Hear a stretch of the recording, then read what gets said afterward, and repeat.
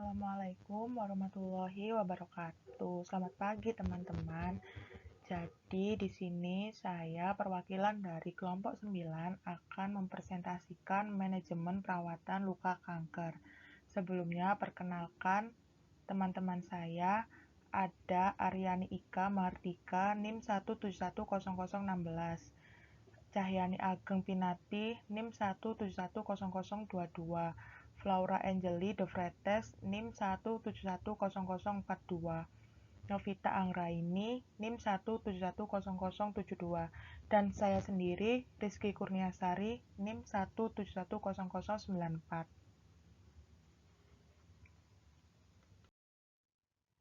Apa sih luka kanker itu? Luka kanker yaitu merupakan infiltrasi sel tumor yang merusak lapisan epidermis dan dermis yang disebabkan oleh proliferasi sel ganas dengan bentuk menonjol, tidak beraturan, non-mobile, keras, dan bentuknya menyerupai jamur atau cauliflower. Mudah terinfeksi, mudah berdarah, nyeri, mengeluarkan cairan yang berbau tidak sedap, dan sulit sembuh. Tujuan perawatan luka kanker yaitu untuk mengontrol atau menghilangkan gejala yang ditimbulkan luka kanker. Antara lain gejalanya yaitu ada bau, perdarahan, eksudat, nyeri, pruritus atau rasa gatal, dan infeksi superfisial.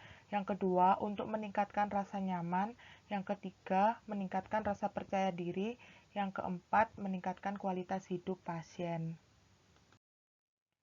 Lalu, hal-hal yang perlu diperhatikan dalam mengkaji luka kanker yaitu meliputi keluhan utama, riwayat kesehatan, dan psikososio-spiritual serta pengkajian fisik.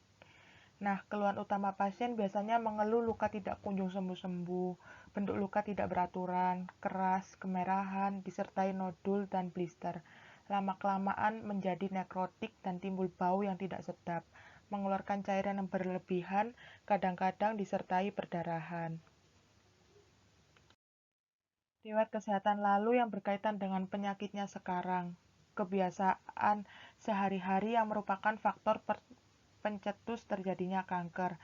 Psikososio-spiritual berhubungan dengan faktor-faktor pribadi pasien dalam kemampuan mengatasi masalah sebelumnya atau mekanisme coping pasien untuk mengatasi kesembuhan lukanya.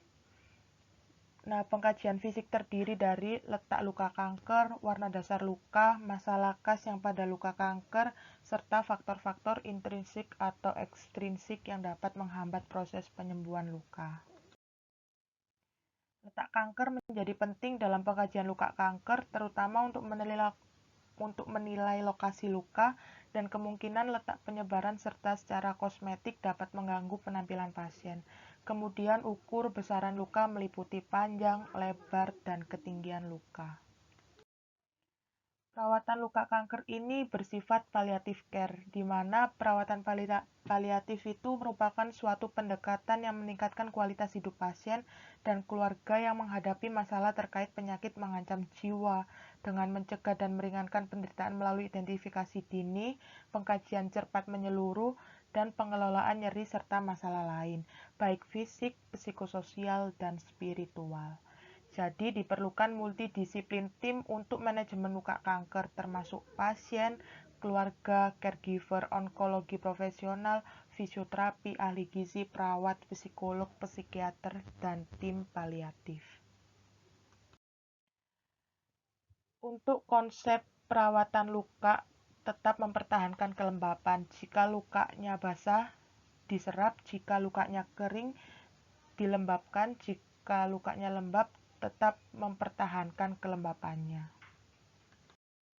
Pengkajian luka kanker yang pertama, lihat lokasi luka.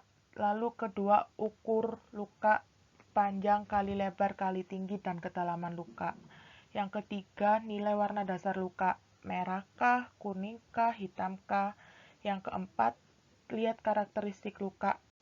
Perdarahan, bau, nyerinya, rasa gatal, eksudat, dan superficial infeksi.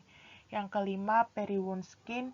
Yang keenam, vital sign dan nyeri. Yang ketujuh, penyulit. Dan ke-8, pemeriksaan penunjang. Kaji perdarahan. Luka kanker biasanya rapuh sehingga mudah berdarah, terutama bila terjadi trauma saat penggantian balutan. Yang kedua, perdarahan spontan juga bisa terjadi jika tumor merusak pembuluh darah besar. Selain itu, perdarahan dapat terjadi karena penurunan fungsi platelet akibat tumor. Hal utama untuk pencegahan dalam mengontrol perdarahan yaitu yang pertama, balutan lama dibasahi lebih lama. Yang kedua, jangan gunakan air hangat karena dapat menimbulkan vasodilatasi. Yang ketiga, buka balutan dengan hati-hati. Yang keempat, tidak menggosok pada luka dengan warna dasar lukanya merah. Yang kelima, tekan pada lokasi perdarahan kurang lebih 5 menit. Yang keenam, gunakan dressing yang dapat menyerap perdarahan sedang sampai tinggi. Dapat menggunakan dressing kalsium alginat. Malodor atau bau. Penyebab malodor beberapa faktor yang berkontribusi yaitu terjadinya infeksi, kolonisasi bakteri anaerob, degradasi atau nekrosis jaringan seperti dinyatakan oleh Bale et al. 2004 dalam Cooper and Gray 2005. Bakteri yang menyebabkan malodor merupakan bakteri aerob maupun anaerob. Pseudomonas dan Klebsiella merupakan bakteri aerob yang menghasilkan malodor pada luka yang terjadi secara persisten dan konstan. Pengkajian eksudat, eksudatnya serous atau purulen atau hemopurulen. Dapat dilakukan personal hygiene yaitu mandi. Pencucian luka yang adekuat menggunakan cairan NaCl, RL, atau air minum. Gunakan sabun khusus luka, bisa menggunakan chlorhexidine 4%. Metronidazole powder atau liquid. Gunakan dressing silver dan charcoal. Penggantian balutan sesuai dengan kondisi eksudatnya.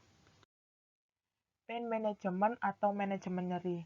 Penekanan tumor pada syaraf dan pembuluh darah dan kerusakan syaraf yang biasanya menimbulkan nyeri neuropati.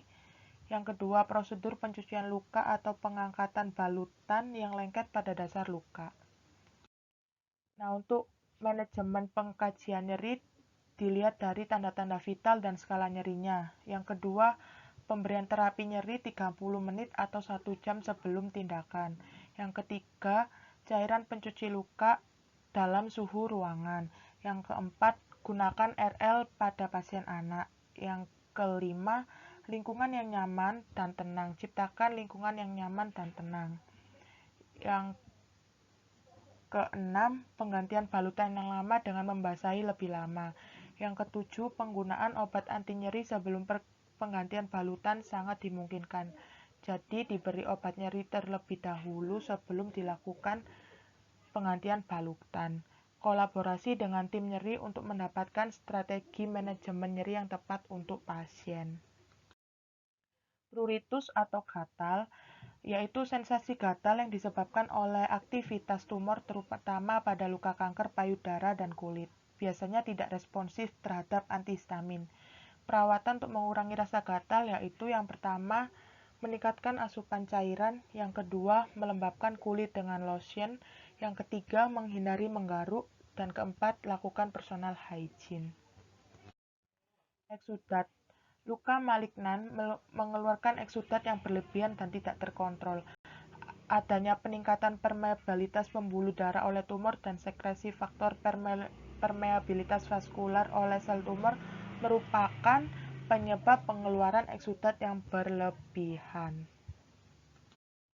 Nah, untuk mengkaji eksudat itu lihat jumlah dan warna baunya. Pengkajian kulit sekitar luka, terjadi kemerahan kah atau maserasi. Pencucian luka dan kulit sekitar luka. Gunakan dressing absorbent, menggunakan alginat atau hidrofiber. Penggantian balutan sesuai dengan kondisi eksudat, melindungi kulit sekitar luka. Superficial infection. Kaji tanda-tanda klinis terjadinya infeksi, yaitu demam, panas, kemerahan, edema, bau, dan eksudat purulen.